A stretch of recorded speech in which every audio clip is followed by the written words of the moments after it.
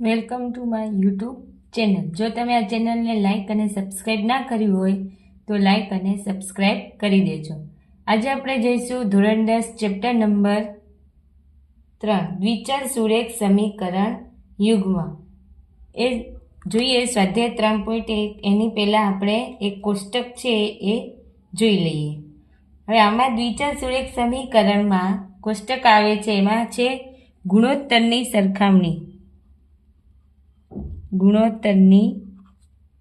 સરખામણી.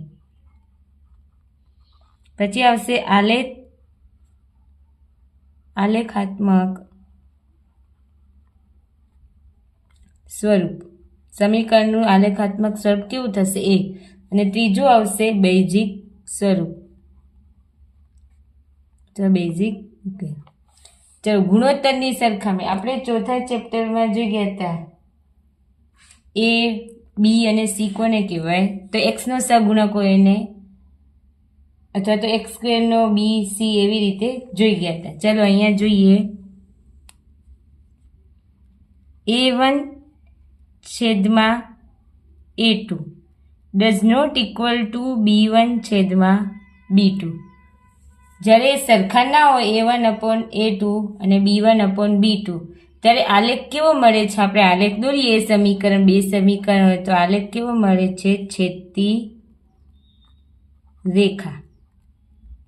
અને બેઝિક સ્વરૂપ અથવા તો બેઝિક ઉકેલ કેવા મળે છે? તો માત્ર એક જ ઉકેલ મળે. સમીકરણનો એક જ ઉકેલ મળે, અથવા તો અનન્ય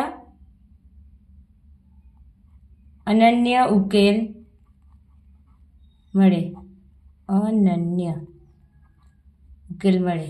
પછી A1/A2 equal to B1/B2 equal to C1/C2. બધું સરખું હોય ત્યારે રેખા કેવી મળે?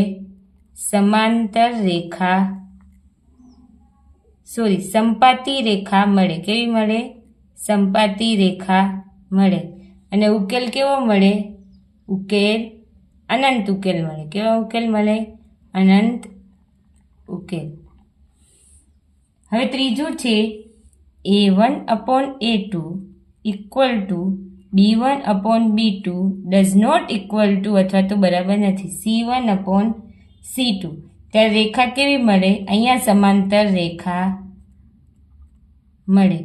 અને ઉકેલ, આનો ઉકેલ મળે જ નહીં, ઉકેલ નથી. હવે આ થયું રેખા કેવી મળે, બેઝિક સ્વરૂપ કેવું મળે. હવે એવું કે સમીકરણ સુસંગત છે કે સુસંગત નથી. તો જ્યારે છેદતી રેખા અને સંપાતી રેખા હોય, જ્યારે A1/A2 does not equal to B1/B2 અને A1/A2 B1/B2 equal to C1/C2 હોય, ત્યારે સમીકરણ કેવું છે? સુસંગત છે. અને જ્યારે સમાંતર રેખા હોય A1/A2 B1/B2 C1/C2, ત્યારે સમીકરણ સુસંગત નથી. જો આટલું યાદ રાખશો તો બોર્ડની એક્ઝામમાં આ ચેપ્ટર 4 માર્ક્સનું પૂછાય છે. એમાંથી 3 માર્ક્સનો દાખલો આવે છે અને 1 માર્કનો MCQ હોય છે વિભાગ C માં. જો આ કોષ્ટક યાદ હશે તો તમને 3 માર્ક્સનો દાખલો આવડી જશે. હવે આપણે જોઈએ ક્વેશ્ચન નંબર 2. સમીકરણ આપેલા છે 2.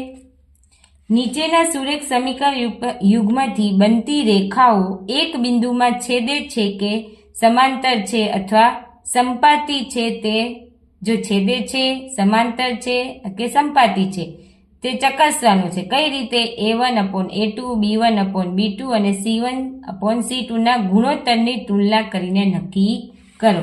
તો ચાલો પેલું સમીકરણ છે A શું આવશે? 5, B -4 અને C શું આવશે? કોઈનું પૂછડું ના હોય, શું આવશે? 8. તો પેલું સમીકરણ છે એટલે A1 B1 અને C1. એવી રીતે A2 આ બીજું સમીકરણ છે. તો A2 બરાબર 7, B2 બરાબર શું થશે? 6 અને C2 બરાબર -9. ચલો હવે જોઈએ, પહેલું જોઈએ A1/A2. A1/A2 આવશે. A1/A2 કેટલા છે? A1 5 છે અને A2 7. એવી રીતે B1/B2. B1 કેટલા છે? -4 અને B2 કેટલા છે? 6. ચલો અહીંયા ઉડીશું તો -2/3. પણ આ સરખા છે? A1/A2 સરખા છે નથી, એટલે શું આવશે? A1/A2 does not equal to B1/B2. થયું? A1/A2 does not equal to B1/B2. તો કઈ રેખા આવે? છેદતી રેખા મળે. તો આપણે શું લખવાનું કે સમીકરણમાં એક બિંદુએ છેદ અથવા તો આપેલ સમીકરણ યુગમાં અહીં લખવાનું આપેલ સુરેખ સમીકરણ યુગ્મ થી બનતી રેખા, અહીંયા આપેલું છે સુરેખ સમીકરણ યુગ્મથી બનતી રેખાઓ ક્યાં છેદે? એક બિંદુમાં છેદે છે, એટલે કે એક બિંદુમાં છે એટલે છેદતી રેખા. એક બિંદુમાં છેદે છે એટલે કે છેદતી રેખાઓ છે.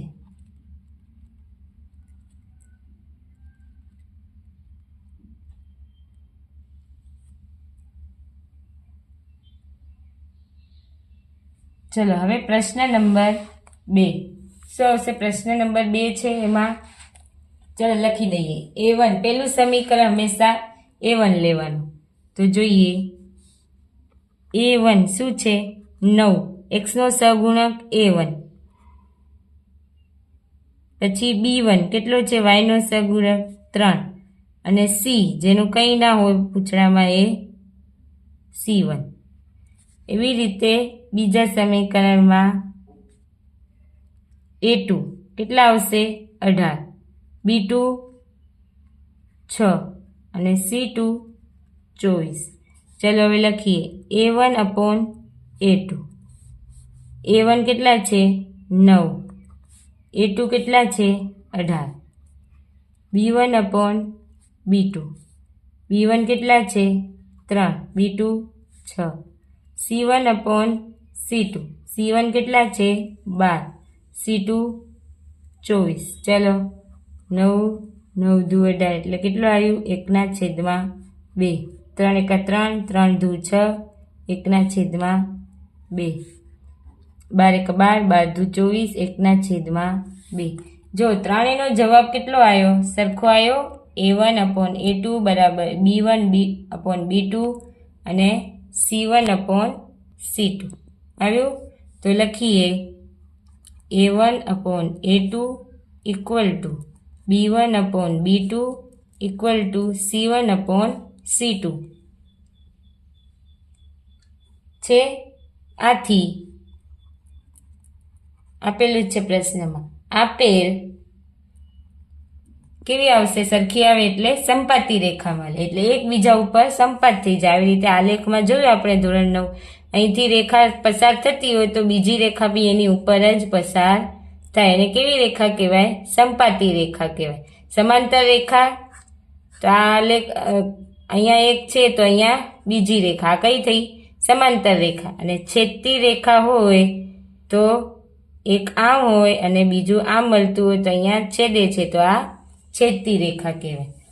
આથી આપેલ સુરેખ સમીકરણ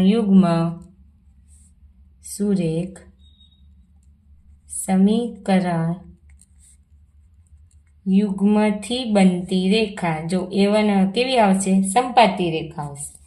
બનતી રેખાઓ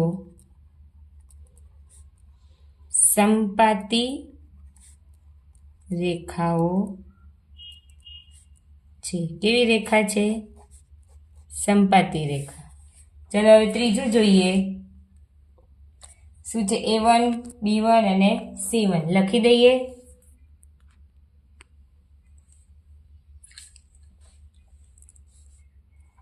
A1 બરાબર 6, B1 બરાબર -3 અને C1 બરાબર 10. એવી રીતે A2 બરાબર 2, B2 હવે આમાં કંઈ ના હોય તો શું હોય? 1, પણ કેવા? -1 અને C2 બરાબર 9 છે ને. ચલો હવે જોઈએ A1/A2. A1 કેટલા છે? 6, A2 2, B1/B2 -3 છેદમાં -1 અને C1/C2 કેટલા છે? C1 10 અને આ 9. ચલો ઉડાડીએ, 2 તેરી 4 ઉડી જશે એટલે 3. જો A1/A2 ઇક્વલ ટુ B1/B2 આવે છે, પણ આ ઉડતા નથી, એટલે આ A1/A2 ઇક્વલ ટુ B1/B2 થાય છે, પણ does not equal two C1/C2. જો આ ઉડશે ને 10/9 રહેશે, એટલે આ રેખા કેવી છે? સમાંતર રેખા છે, એનો ઉકેલ મળે નહીં. આથી આપેલ સુરેખ સમીકરણ